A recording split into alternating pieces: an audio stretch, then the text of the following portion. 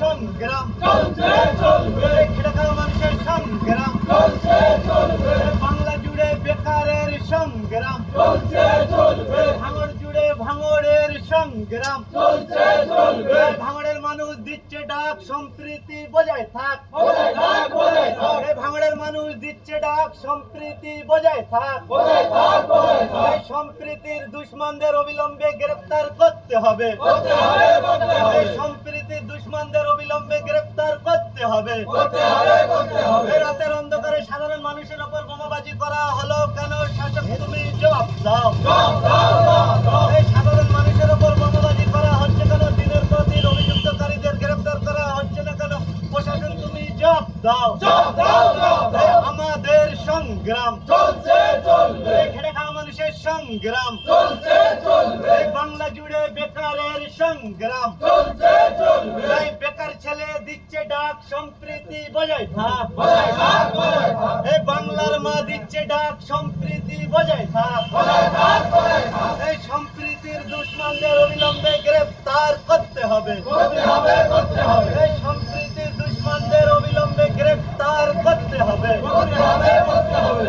এই রাতের অন্ধকারে সাধারণ মানুষের উপর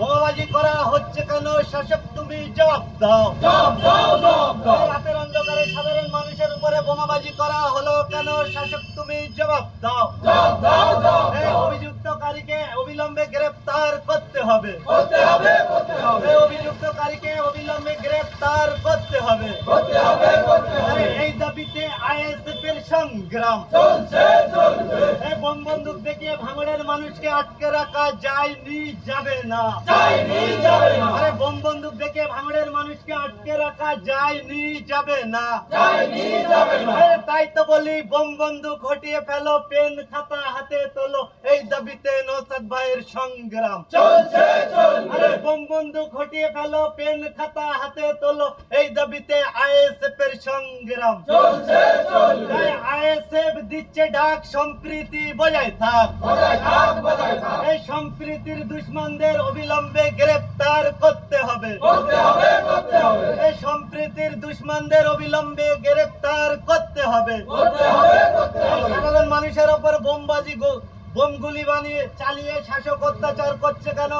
প্রশাসন তুমি জবাব দাও জবাব দাও, জবাব এই দাও, সাধারণ মানুষের উপর বোম এবং গুলিবাজি করা হচ্ছে কেন প্রশাসন নীরব কেন জবাব দাও জবাব দাও, জবাব দাও, অভিযোগকারীকে অবিলম্বে গ্রেফতার করতে হবে করতে হবে, করতে হবে, তাই তো বলি আমাদের সংগ্রাম চলছে চলবে, আরে খেটে খাওয়া মানুষের সংগ্রাম চলছে চলবে, আরে ভাঙড় জুড়ে ভাঙড়ের মায়ের সংগ্রাম চলছে চলবে, এই ভাঙড় জুড়ে অরাজকতা মানছি না মানবো না মানছি না, মানব এই না, ভাঙড় জুড়ে অরাজকতা সৃষ্টি করা হচ্ছে কেন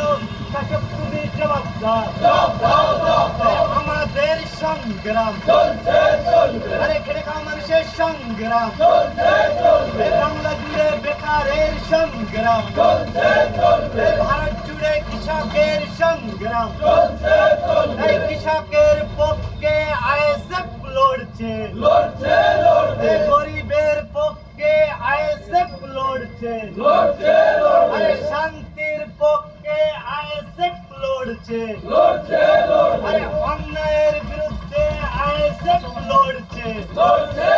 আরে লড়বে, তাই তো বলি কালীঘাটের ময়না সত্য কথা কয় না এই তৃণমূল আর না আর না, আর না, আরে কালীঘাটের ময়না সত্য কথা কয় না এই তৃণমূল আর না আর না, আর না, আরে কালীঘাটের ডাইনি শিল্প হতে দেয়নি এই তৃণমূল আর না আর না, আর না, আরে শিল্প নাই শিল্প চাই এই দাবিতে আইএসএফ এর সংগ্রাম চলছে চলবে, আরে কর্ম নাই কর্ম চাই এই দাবিতে আইএসএফ এর সংগ্রাম চলছে চলবে, আরে শান্তি নাই শান্তি চাই এই দাবিতে নওশাদ ভাইয়ের সংগ্রাম চলছে চলবে, আরে বেকারের কান্না এই তৃণমূল আর না আর না, আরে মহিনের মায়ের কান্না এই তৃণমূল আর না আর না, আর না, আরে হাসান আলীর মায়ের কান্না এই তৃণমূল আর না আর না, আর না, আরে হাসান আলীর মা দিচ্ছে ডাক তৃণমূল নিপাত যাক নিপাত যাক, নিপাত যাক, মহিদিনের মা দিচ্ছে ডাক তৃণমূল নিপাত যাক নিপাত যাক, নিপাত যাক, একজন নোটারি আছে আমাদের কালকে রাতের বেলা আমাদের কিছু আইএসএফ সমর্থক যারা কিনা আইএসএফের বিভিন্ন কর্মসূচি করার উদ্দেশ্যে ফ্ল্যাগ যেমন বা ফেস্টুন এইসব বাঁধার কাজ করছিল। এমন সময় কিছু তৃণমূলের দুষ্কৃতী বাহিনী প্রায় 25টা থেকে 30টার মতো বোম চার্জ করে এবং অকথ্যভাবে গুলি চালায় এবং বিভিন্নভাবে গালিগালাজ করতে থাকে এবং আইএসএফ এখানে আসলে আইএসএফকে মেরে দেবে, পুঁতে দেবে। এছাড়াও আরও অকথ্য ভাষায় গালিগালাজ, যেগুলো বলতে পারবো না। আমাদের আইএসএফের যে মহিলা কর্মী, ওদের বাড়িতেও তাণ্ডব চালায়। তার বিরুদ্ধে যখন থানায় জানানো হয়, আমাদের কর্মী যখন থানায় জানায়, পুলিশ তারপরেও কোনো ব্যবস্থা নেয়নি। সেই উদ্দেশ্যে আমরা আজকে থানা ঘেরাও কর্মসূচি করেছিলাম। সেই ক্ষেত্রে পুলিশ এখন আমাদের বললেন যে আমরা ইমিডিয়েটলি সেই তৃণমূলের যে দুষ্কৃতী বাহিনী আছে ওদেরকে গ্রেপ্তার করব এবং গ্রেপ্তার করে আইনানুগ যত কড়া পদক্ষেপ নিতে হয় সমস্ত কড়া পদক্ষেপ ওনারা গ্রহণ করবেন। সেই অনুযায়ী আমরা কিন্তু বিক্ষোভ তুলে নিলাম। যদি কোনো কারণে আসামিরা গ্রেপ্তার না হয়, পুনরায় কিন্তু আমাদের এই কর্মসূচি চলবে। আপনাদের কর্মী অভিযোগ করেছে যে তৃণমূলের আজকে অভিষেকের মিটিং রয়েছে ভাঙড়ে, সেই মিটিংয়ে যাবার কথা বলেছেন, সে যেতে অস্বীকার করে তার বাড়িতে বোম। হ্যাঁ, এটা প্রত্যেকটা ভাঙড়ের প্রতিটা কর্মীকে যাওয়ার জন্য প্রচণ্ডভাবে চাপ সৃষ্টি করছে এবং আইএসএফের কর্মীদেরকে বিশেষ করে যদি কোনো কারণে আইএসএফের কোনো কর্মী মিটিংয়ে না যান তাহলে বলা হয়েছে বোম মেরে দেওয়া হবে, ওর বাড়ি ভেঙে দেওয়া হবে, বাড়ি ভাঙচুর করা হবে, গুলি করে ওনার জীবন নিয়ে নেওয়া হবে। এই সমস্ত রকমভাবে আমাদের আইএসএফ কর্মীরা জানাচ্ছেন। আমরা এই সমস্ত রিপোর্টগুলো থানায় জানিয়েছি। থানা আশা করছি এর বিরুদ্ধে ব্যবস্থা নেবে। যদি থানা পদক্ষেপ গ্রহণ না করে তাহলে কিন্তু আমরা হাইকোর্টে যাব ওই থানার বিরুদ্ধে ব্যবস্থা নেওয়ার জন্য। তৃণমূলের কি কর্মী কমে গেছে যে আইএসএফের কর্মীদের মিটিংয়ে যেতে বলছে? তৃণমূলের কিছুই নেই, অ্যাকচুয়াল তৃণমূলের পুরো ফাঁকা। এখন শুধু ফাঁকা আওয়াজ দিচ্ছেন শয়তান মোল্লা সাহেব। এছাড়া তৃণমূলের পিছনে সামনে কেউ নেই। যখনই সায়নী ঘোষ মহাশয় র্যালি করছেন দেখবেন আপনারা সামনে এবং পিছনে 4 থেকে 5টা বাইক থাকে। তাও আবার কিনা ওরা বালি চোর, গরু চোর, কয়লা চোরের সঙ্গে যুক্ত আছে। যদি ওরা টিএমসি ছেড়ে দেয় তাদের ওদের জেল হয়ে যাবে, আরাবুল ইসলামের মতো গ্যারেজ হয়ে যাবে। সেই কারণের জন্য কিন্তু তৃণমূলের লোক না থাকার জন্য ওনাদের জায়গাটা নষ্ট হয়ে যাবে। অভিষেক ব্যানার্জি আসার পরে ওনাদের ছাঁটাই হয়ে যাবে। সেই কারণের জন্য বাধ্য হয়ে আইএসএফের কর্মীর বাড়িতে গিয়ে কাকুতি মিনতি এবং সবার শেষে বোম বন্দুকের ভয় দেখানো হচ্ছে।